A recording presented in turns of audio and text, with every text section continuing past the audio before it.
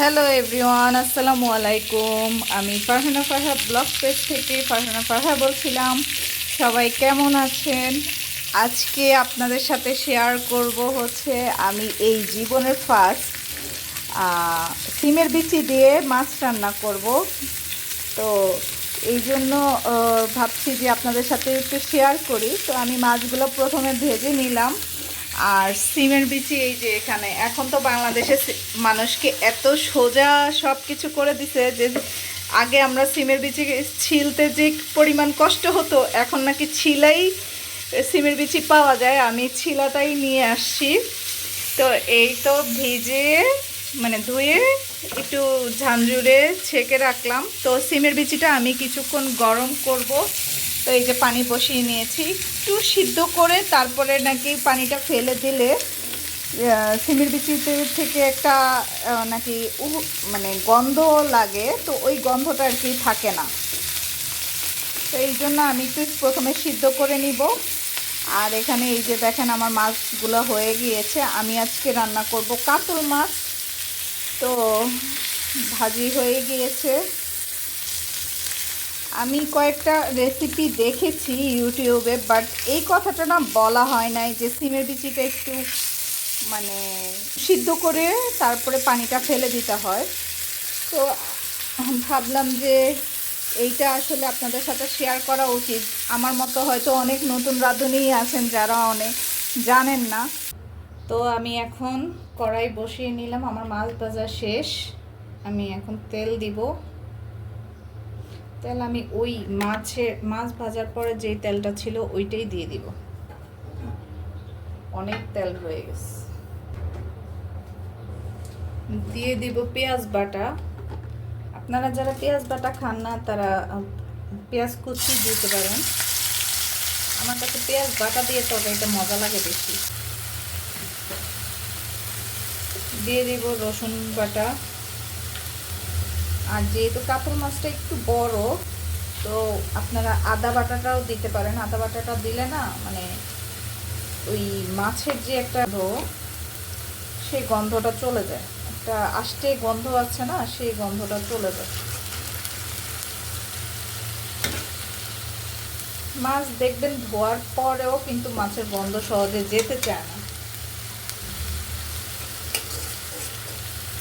তো আমি এখানে পেঁয়াজ বাটা তারপরে হচ্ছে রসুন বাটা দিয়ে দিলাম। এবার গুঁড়ো মশলাগুলো সব একটার পর একটা দিতে থাকবো। দিয়ে দিলাম হলুদ গুঁড়ি। সব আপনারা পরিমাণ মতো দিবেন। এখানে আমার আর একটু তেল লাগবে, তো আমি আর একটু তেল দিয়ে দিব।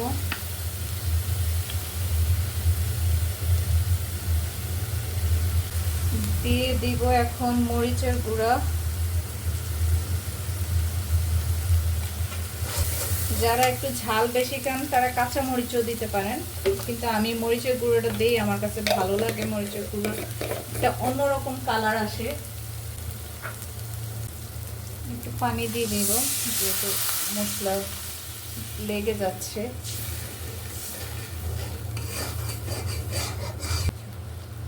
তারপরে দিয়ে দিব হচ্ছে আদা বাটা।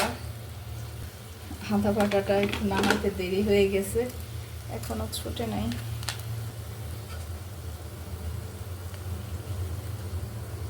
আদা বাটাটা সামান্য পরিমাণ দিলেই হবে, এর থেকে পরিমাণটা অনেক কম হবে।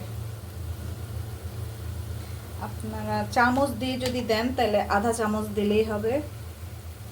আর যদি হাত দিয়ে দেন, আমি বেশিরভাগ পরিমাণটা হাত দিয়েই আমার আন্দাজটা ভালো হয়, এই জন্য আমি চামচ দিই না। এই যে একটু আদা বাটা দিলেই হবে।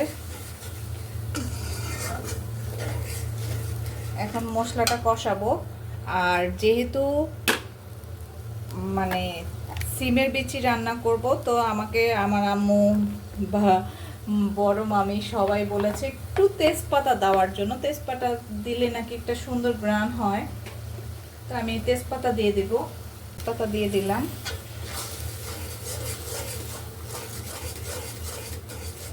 তারপরে দিয়ে দিব হচ্ছে জিরা গুঁড়া। যেহেতু আমার জিরা বাটাটা নাই, বাটাটা দিতে পারলে ভালো হতো। দিয়ে দিব জিরার গুঁড়া, আর একটু দিব। দিয়ে দিব ধনিয়া গুঁড়া,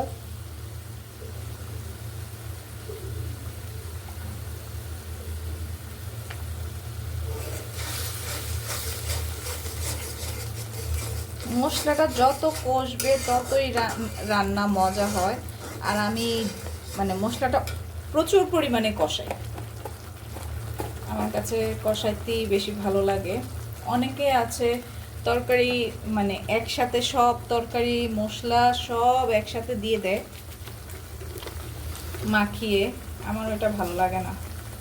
লবণ দিয়ে দিব, এখন পরিমাণ মতো দিব, যদি লাগে পরে আবার দেয়া যাবে। এখন দিয়ে দিব সিমের বিচি।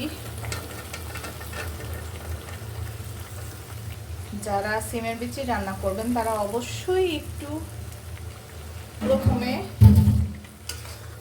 সিদ্ধ করে নেবেন। সিদ্ধ না, জাস্ট মানে গরম পানির মধ্যে কিছুক্ষণ উতরিয়ে তারপরে পানিটা ফেলে দিবেন। তাহলে হয় কি, ওই যে সিমের বিচির যে একটা গন্ধ থাকে ওই গন্ধটা চলে যায়। চাইলে আপনি হালকা একটু লবণও দিতে পারেন, আমি লবণ দেই নেই। তো আমি এখন ঢেকে দিব।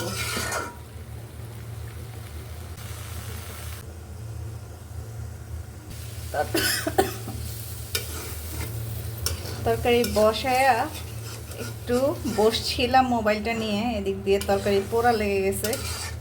ব্যাপার না, পোড়ারও একটা অন্যরকম টেস্ট হয়। আমি আর একটু পানি দিয়ে দিচ্ছি।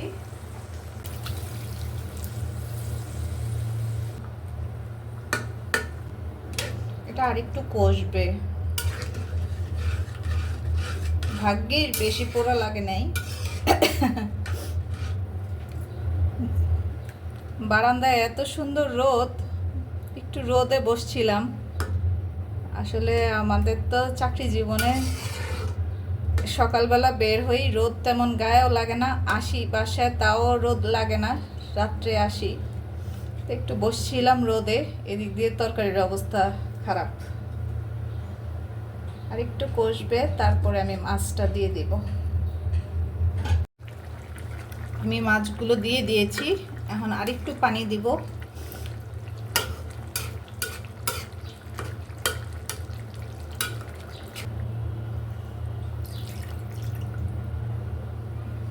এখন আর ঢাকনা দিব না। ধনিয়া পাতা দিয়ে দিচ্ছি।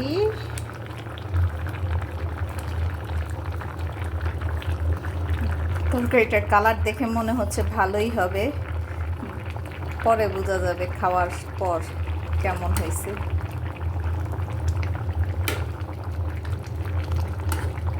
মেয়ে মানুষ পারে না এই কথাটা আসলেই ভুল। আমরা অনেক সময় বলি এটা পারি না ওইটা পারি না, কিন্তু আমার এই লাইফে আমি টুকটাক অনেক কিছুই ট্রাই করেছি যেটা আমার দ্বারা সম্ভব হয়েছে, যেটা আমি একসময় মনে করতাম যে না আমার দ্বারা কিছুই হবে না। পরে ভাবলাম ট্রাই করে দেখতে তো সমস্যা নাই, হোক বা না হোক। আলহামদুলিল্লাহ যতবার ট্রাই করেছি সাকসেস হয়েছি, এইবারও ইনশাল্লাহ সাকসেস হব। তরকারির কালার দেখেই বোঝা যাচ্ছে। তো আজকে এই পর্যন্তই, সবাই ভালো থাকবেন, সুস্থ থাকবেন, আল্লাহ হাফেজ।